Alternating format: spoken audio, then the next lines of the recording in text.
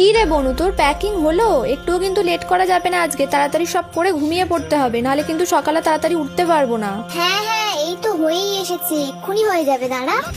তাড়াতাড়ি কর, না হলে কিন্তু মাসির বাড়ি যেতেও দেরি হয়ে যাবে। এই দাদা, এবারে মাসির বাড়ি গিয়ে আরো বেশি কিছুদিন থেকে গেলে হয় না?